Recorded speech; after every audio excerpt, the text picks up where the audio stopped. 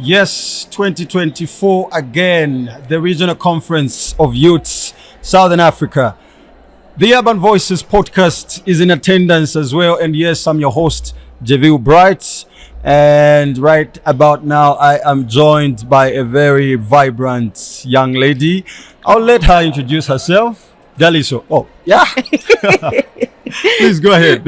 You've already done the honors, but anyways, my name is Daliso Mvula and I am participating in the ARCOI. Yeah. Super excited to be here and Okay. thank you for hosting me.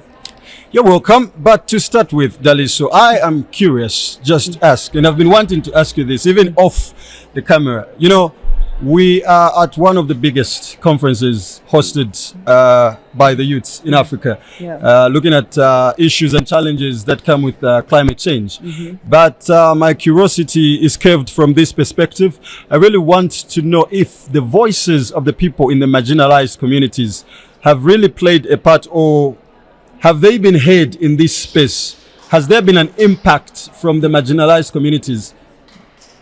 Most definitely, there has been an impact, and through the Voices of Just Climate Action, we've managed to mobilize 60 young people from different parts of different rural parts of Zambia to participate in the Regional Conference of Youth. So of course, we do have translators, and of course, we do have people that are helping them understand the concepts of what is going on. And most importantly, I think we gave an opportunity to the young people to participate in a panel of discussion so that they could elaborate what their needs are, and they could elaborate what they are doing on the ground. Okay.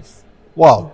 Okay. Now, we see a lot of young people gathered here, youths from different spheres of life and different geographical areas. But I would love to talk about this. There are different insights that are being brought out inside there. And I'd love you to just maybe share a bit more on the types of initiatives do you feel young people can involve themselves in order to scale up the fight against this algebra known as climate change? Thank you so much for that amazing question. First of all, I think we would have to talk about the issue of capacity building for the young people. I think it's important for young people's capacity to be built because it all starts from there. We can't talk about upscaling if people do not understand what they're talking about, and if people do not understand what they're supposed to upscale. And I think it's important that young people get enough support from people that have experience, because oftentimes young people are often called lazy, disorganized, but then what are the people who have gone before us? But wait, let me just cut you short there. Do you think there are enough platforms that are capacitating young people with this knowledge to just bring them to a place of understanding this some issue that we're talking about right now? Frankly speaking, we need, I think there is need for more platforms. Because year in, year out, I think I've attended two local conference of youth and one regional conference of youth, and I've only seen KYC TV bringing in the young people from the slums, bringing in different young people with different capacities. And I'm wondering, do we have more platforms? You know, and those are the things that we need to talk about. Like, we've seen how the VCA has contributed in the previous ELCOs, bringing in young people from different rural parts of Zambia, bringing them here to Lusaka to help them understand what this is about and help them just upscale on their initiatives. I think there is still need. There's so much room for improvement when it comes to that area. Okay, but I would love you to also add up to your point that you were talking about on capacity building. You're about to bring out another initiative on how best young people can scale up the fight against this climate change. Do you happen to also want to share other initiatives that you want to bring to light?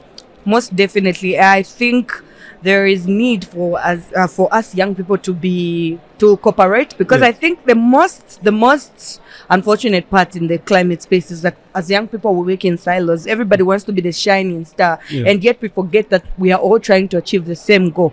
It's important that young people come together and collaborate. I know this sounds cliche because it's often what people talk about, but we don't see improvements when it comes to this area, and we keep talking about the same thing. But it's important for us as young people to come together. I think I'll give an example of activism in the governance space in Zambia. You will notice how youths are radical in the governance space, and yet when it comes to the climate space, we Yeah. are so formal and bougie and too technical for Too people. technical. Too technical. Okay. Can we get real? Can we become more realistic? Can we get back to the ground? Because this is something that's affecting the grassroots, and we need to Exactly. start acting like it. Let's take off our jackets. I'm sorry, I'm wearing one right now, but we need to take off our white gloves and our jackets Yeah. and get on the ground and do the thing. Advocate for those policies. Put pressure on the government, because as young people we're supposed to present as pressure groups to influence policy, to influence formation of policies, decisions, reformations of different policies, and inclusion of our rights in those particular policies that are being formed and reformed. Wow. Now, we always talk about young people presenting their ideas and what they would want to see happening in different spaces. But my question has always been, to who are they presenting those ideas? Which ear do they want them to hear their plea or their problems? And if yes, there has been a figure that you might want to mention, has that figure been present in this Aracor? And do you feel our voices have been embodied in an envelope of understanding? And yes, they will be well presented or represented. I think at the moment I would definitely say yes, because we have some participants representing the government, and we have different participants from regional level. We have COMESA here, and Okay. those are the ears that we want to have in such spaces to give young people the opportunity to express themselves. But obviously more can be done, because we're expecting to see faces of the Minister of Green Economy. We're Yeah. expecting to see different influential people in this particular space. But of course they did delegate, and of course that counts for representation. But sometimes it's important when somebody comes forth as themselves, rather than just sending representation. Exactly my phenomenon, I should put it that way, my idea as well. But maybe to conclude this discussion that we're having, Daliso, we've had a lot of meetings, sessions, COPs, I should say. Now we are we're looking forward to also being part of the COP29, I should say. Is it COP29? Meaning we've had 28 COPs. Kunumoku. So I'd really want to know, do you feel there is any difference compared to what has been done? Do you feel this time there will be something different to be done? Do you think action will be done, will be taken? Okay, so let's start. I'll throw the question back to you. Okay. What impact have you seen from the previous ones? Have you seen any pledge fulfilled? Well, if you were to ask me, I'll say this, not so much, in the sense that we're still coming back talking about the same things that we've been talking about all this time. And why is that so? Because we do not have a system of accountability. We see year in, year out different countries, because we have about 197 parties signed to the UNFCCC, UNFCCC, and yet we see the people that pledge almost never fulfill. And as African countries, especially as the global south, let me speak for the global south especially, we are feeling the weight of the hammer, because we cannot balance between climate adaptation and climate mitigation. It's something that's heavy on us, because already we are developing countries, and we're trying to develop on top of it. We're trying to adapt to climate change again. We're trying to mitigate. How many things are we going to have to deal with?